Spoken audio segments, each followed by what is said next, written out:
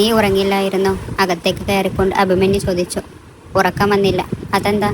അഭിയേട്ടൻ വരാൻ ഇത്രയും വൈകിയപ്പോൾ ഞാൻ എന്തേ പേടിച്ചു പോയോ? അവൻ ഡൈനിങ് ടേബിളിൽ അടുത്തേക്ക് എത്തി ചോദിച്ചു. ചെയർ നീക്കി അവൻ ഇരുന്നു. പേടിച്ചിട്ടൊന്നുമല്ല, അവൾ അവന് ഭക്ഷണം വിളമ്പി കൊടുത്തുകൊണ്ട് പറഞ്ഞു. സത്യത്തിൽ വരാൻ വൈകിയപ്പോൾ ഉള്ളിൽ നല്ല ഭയം ഉണ്ടായിരുന്നു കൃഷ്ണക്ക്. എന്തെങ്കിലും കുഴപ്പം ഉണ്ടായി കാണുമോ എന്നൊക്കെ ഭയപ്പെട്ടു. എത്രയും വേഗം തിരികെ എത്തിയെങ്കിൽ എന്ന് മാത്രമായിരുന്നു ചിന്ത. അവനോട് തുറന്നു പറഞ്ഞില്ലെന്നേ ഉള്ളൂ. അഭിമന്യു സമാധാനം ഭക്ഷണം കഴിക്കാൻ ആരംഭിച്ചു. കൃഷ്ണ അവനരികിലായി ഒരു കസേരയിൽ ഇരുന്നു. നീ കഴിച്ചായിരുന്നു?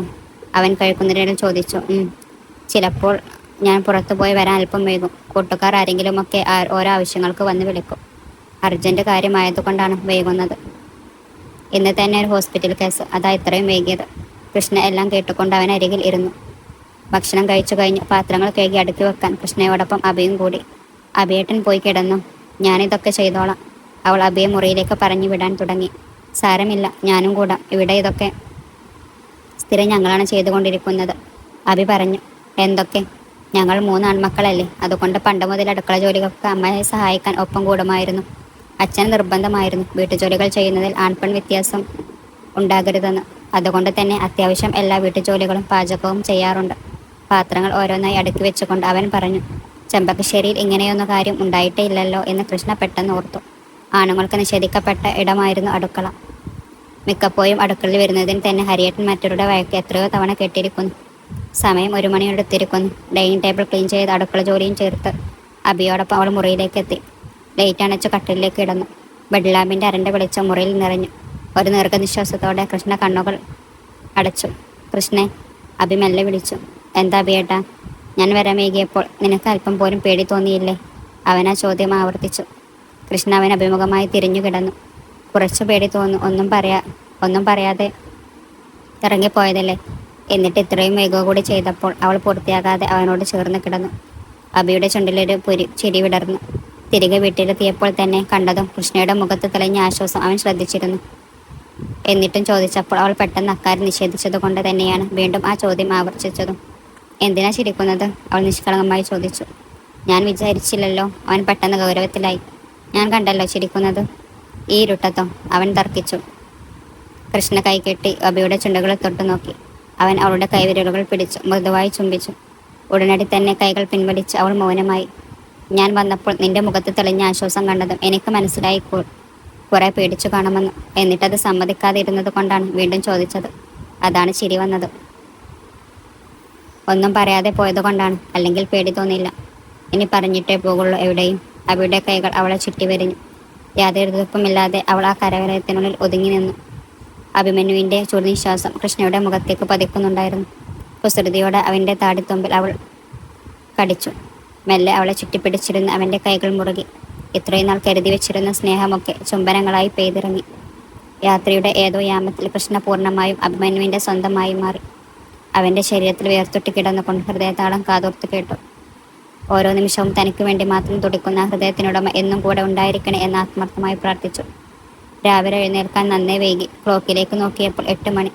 അബിയെ വിളിച്ചിട്ട് നല്ല ഉറക്കം. പെട്ടെന്ന് തന്നെ കൃഷ്ണ എഴുന്നേറ്റ് കുളിച്ചതിന് ശേഷം താഴേക്ക് ചെന്നു. അവൾ ചെല്ലുമ്പോൾ ഏട്ടത്തിമാരും അമ്മയും കൂടി പ്രാധാന്യമുള്ള ഒരുക്കങ്ങളെല്ലാം ചെയ്തിരുന്നു.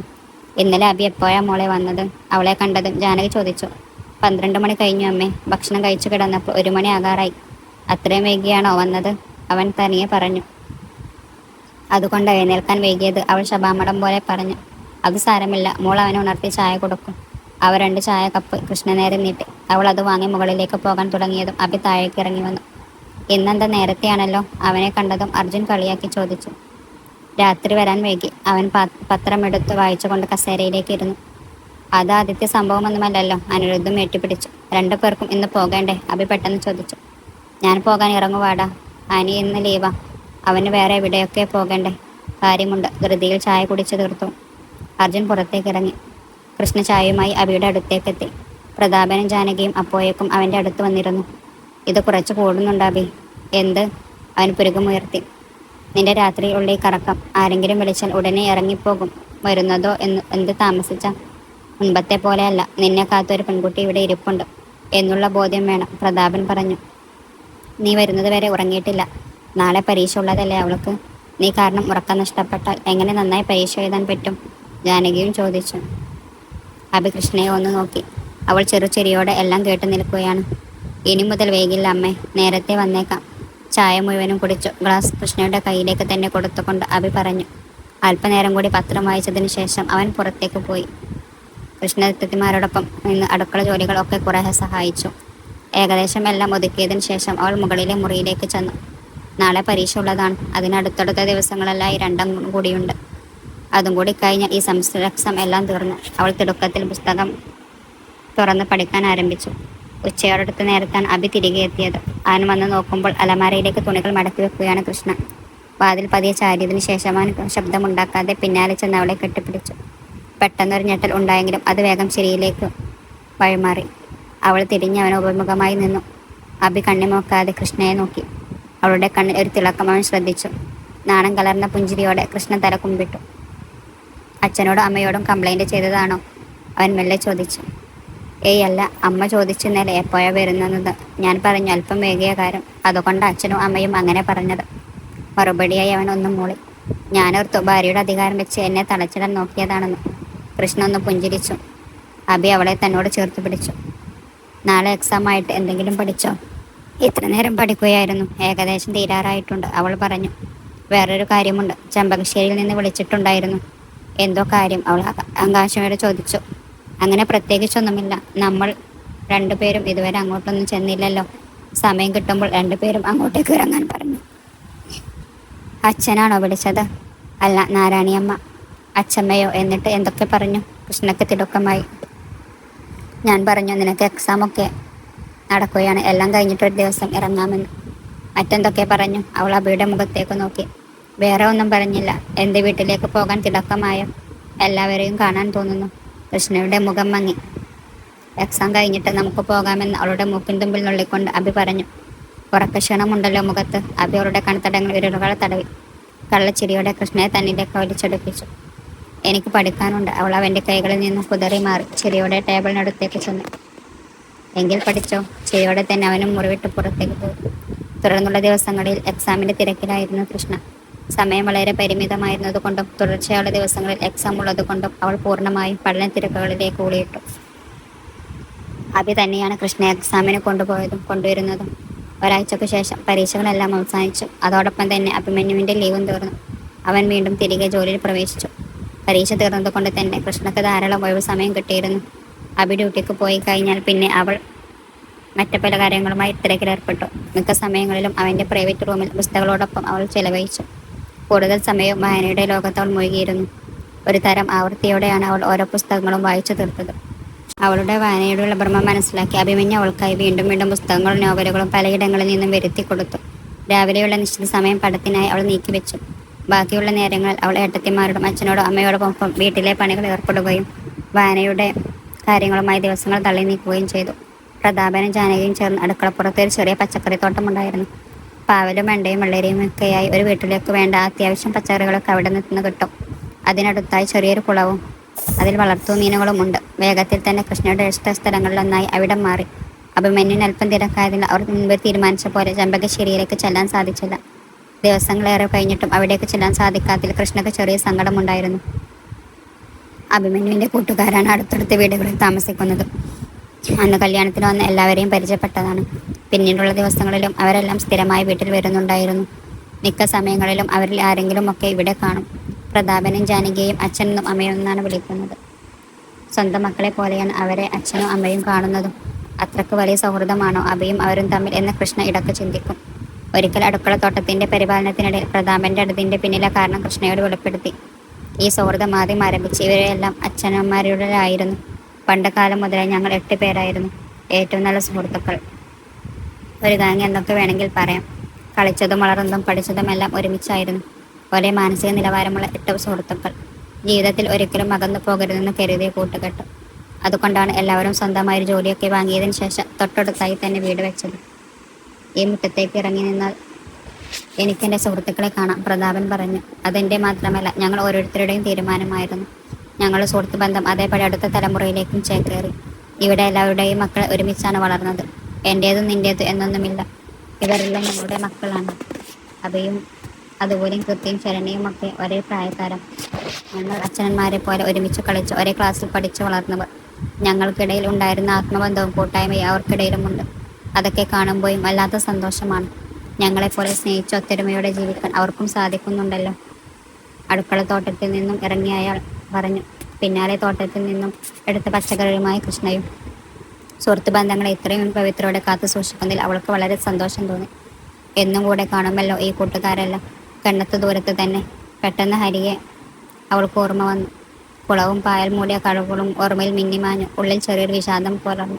ചുരുങ്ങിയ ദിവസങ്ങൾ കൊണ്ട് തന്നെ അവൾ അബിയുടെ വീടുമായും അയൽക്കാരുമായും ഒക്കെ നന്നായി ഇണങ്ങി.